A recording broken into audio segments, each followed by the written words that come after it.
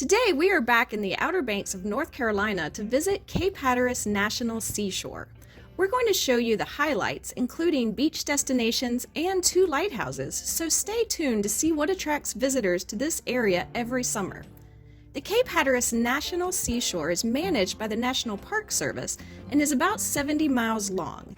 It starts at its northern end on Body Island. Located just south of Nag's Head, Body Island is actually a former island. We talked in our last video about how the geography of the Outer Banks changes due to the wind and waves. Well, sand washed into the area in 1811, connecting the former island to the Nag's Head area. And a word about pronunciation.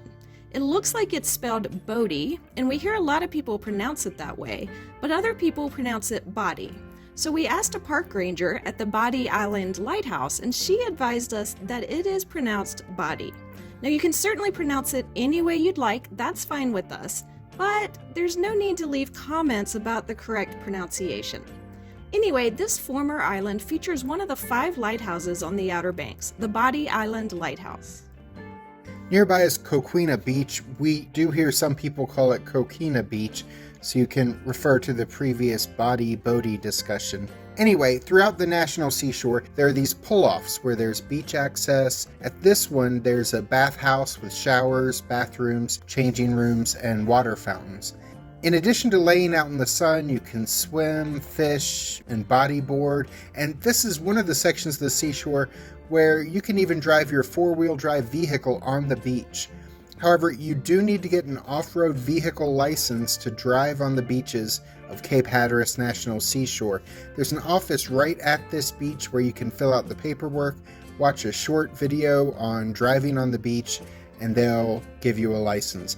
I shouldn't say give, because the cost is $50 for a 1-week license. The reason we stopped at this pull-off is we were traveling with my dad. He and his family visited this beach several times when he was a child to fish and picnic and enjoy the ocean. This is my dad fishing at Coquina Beach as a child, and here's his mom with his brother in the background. And here he is with his dad, his brother, and a friend of his dad's. These pictures are all dated June 1962. He was very excited to see how this beach and other places he had seen on the Outer Banks over the years have changed since he was last here. South of Body Island is the Pea Island National Wildlife Refuge, managed by the US Fish and Wildlife Service. There's a visitor center and a couple of nature trails, along with a 2-story observation tower at the refuge. These are prime birding grounds, and you can also often see freshwater turtles in the marshes. We've never stopped here, but it is on our to-do list. It is technically separate from the National Seashore, but it's right alongside it. The road south is 2 lanes, most all the way.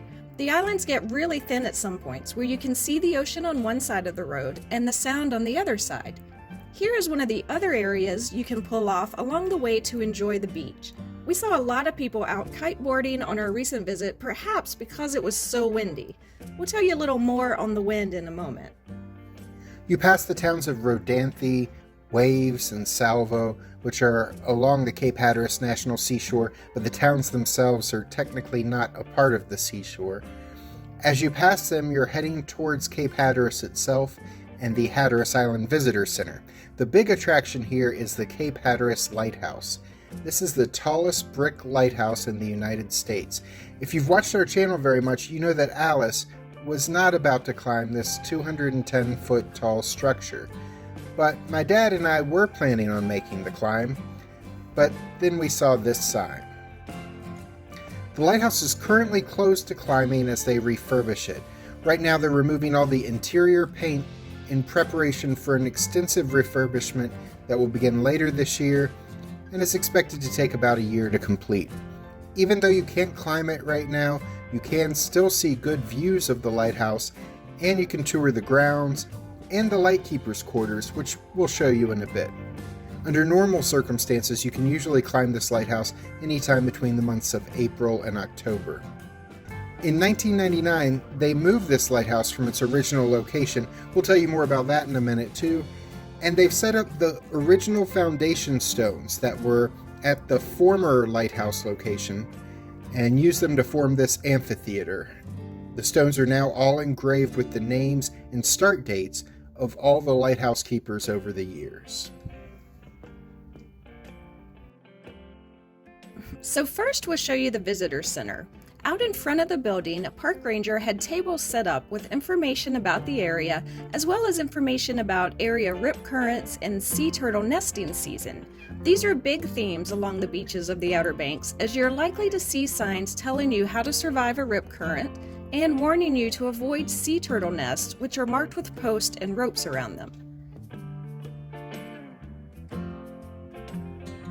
Inside the visitor center is a gift shop.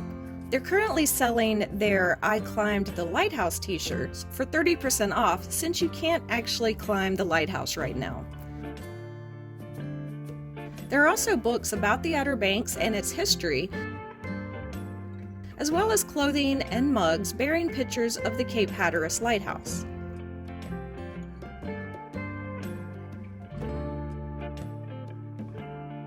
As you depart the visitor center, the Lighthouse Keeper's Quarters is just a short walk away. Inside is a museum that has an exhibit about the lighthouse being moved. In 1870, the lighthouse was built 1,500 feet away from the water's edge. However, in the decades since, storms have eroded the sand on the ocean side of the island, washing it over to the sound side. We discussed in our last video how this natural process is constantly changing the Outer Banks. By 1999, the westward migration of the Outer Banks resulted in the lighthouse being only about 120 feet away from the ocean's edge. So a controversial decision was made to move the lighthouse. It was controversial because many people believed the building would be damaged or even destroyed when they attempted to move it. But over a 23-day period, in a process that you can learn about more in detail by visiting this museum, hydraulic jacks were used to lift the lighthouse onto a steel platform where it was rolled 2,900 feet from its original location. Here you can see a post that has been placed in the lighthouse's original 1870 location with the new location seen in the background. It was cool that we traveled with Jack's dad because he had seen the lighthouse many times in its original location, and he shared a lot of the history he remembered from the area with us.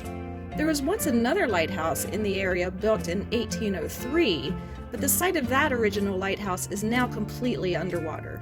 If you're enjoying this video, please click the thumbs up button to register your positive feelings. And we'd love for you to subscribe to join us for further travels as well. This museum also contained the history of the shipwrecks of the Outer Banks, which we discussed in our last video about the graveyard of the Atlantic Museum.